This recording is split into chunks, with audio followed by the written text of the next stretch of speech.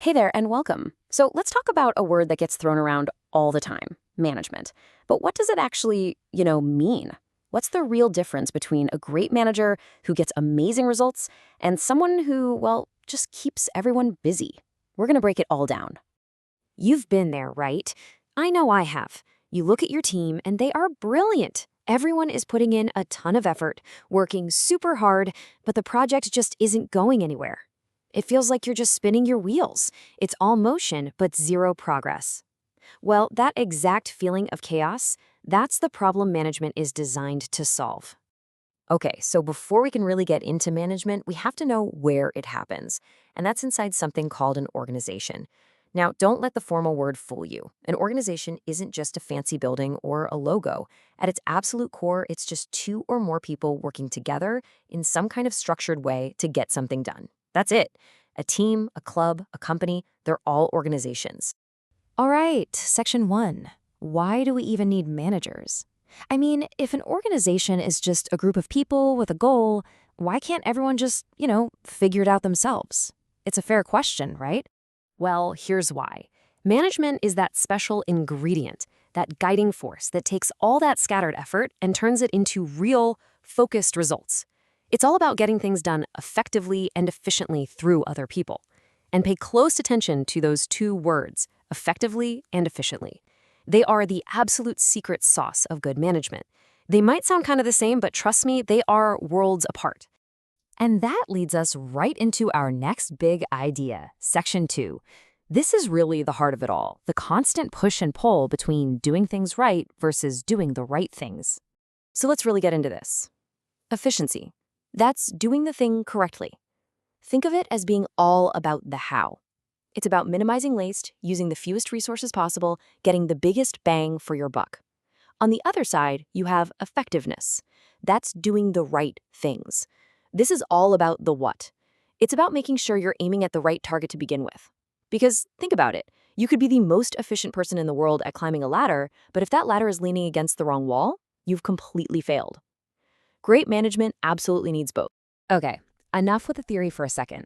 To really see how this all plays out, let's dive into a little story. Section 3, a tale of a garment factory. Because let's be honest, a real-world example makes everything click into place. So, welcome to Star Garments. The daily goal here is pretty straightforward. You've got 100 workers, and the plan is for each one to make 100 garments. That's a total output of 10,000 garments a day. The rule is simple. 1 meter of cloth should equal 1 garment. That's our yardstick for success.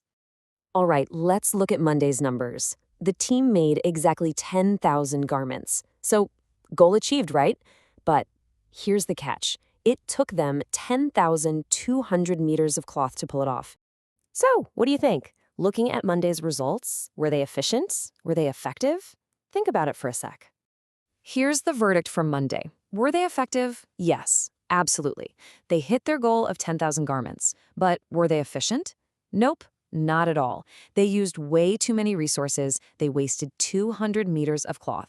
So they did the right thing, but they definitely didn't do it the right way. Now let's see what happened on Tuesday. The story completely flips. This time, they make 9,000 garments, and they used exactly 9,000 meters of cloth. A perfect 1-to-1 ratio. Zero waste. Okay, so how about Tuesday? What's the call this time around? Efficient, effective, and Tuesday's verdict is the total opposite of Monday. Were they effective? Nope. They missed their daily target. But were they efficient? Yes, 100%. They used the resources perfectly. See the difference? They did the thing correctly, but it was the wrong thing to do because they didn't actually hit the goal. But then comes Wednesday. The team figures something out. Maybe they try some new cutting techniques. And get this, with just 10,000 meters of cloth, they managed to crank out 10,500 garments. All right, one last time. What about Wednesday? Was it a win? And boom, here it is, Wednesday's verdict. Effective? Yes, they smashed their target. Efficient? Yes. They actually got more out of their resources than expected. This, right here, is the holy grail of management. They were both effective and efficient. That's the sweet spot every manager dreams of hitting. Okay, so we've seen what good management looks like in the real world. It's that perfect mix of effectiveness and efficiency.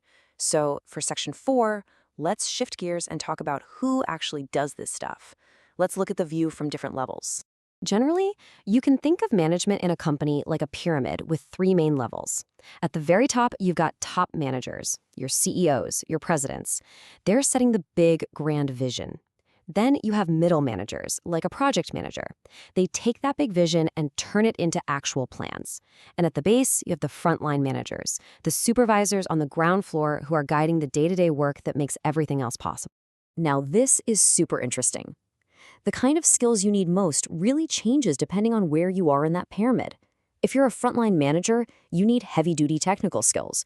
You have to know the nuts and bolts of the work. But as you go up, say to the CEO level, it's all about conceptual skills, seeing the big picture, understanding how all the pieces fit together. But what's the one thing that's critical at every single level? You see it right there in the middle. Human skills. The ability to connect with and lead people is non-negotiable, no matter what your title is. So what does a manager really do all day? I mean, besides going to meetings? Well, a famous thinker named Henry Mintzberg came up with a great way to think about it. He said managers are constantly swapping hats all day long. Let's look at what some of those hats are. Mintzberg basically broke it down into three big categories of hats. First, there's the interpersonal hat.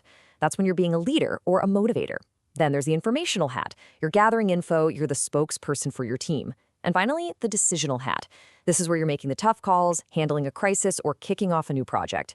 A really good manager can switch between these roles without even thinking about it. So all of this leads to a huge, age-old question. Is management a science or an art? On one hand, it's definitely a science, right? You're using data, logic, and proven systems to solve problems. But on the other hand, it's absolutely an art. You're using your gut feeling, your experience, your intuition to handle a situation that's never happened before. And the real answer? It's both. The truly great managers are part scientist and part artist. So I want to leave you with a question to think about.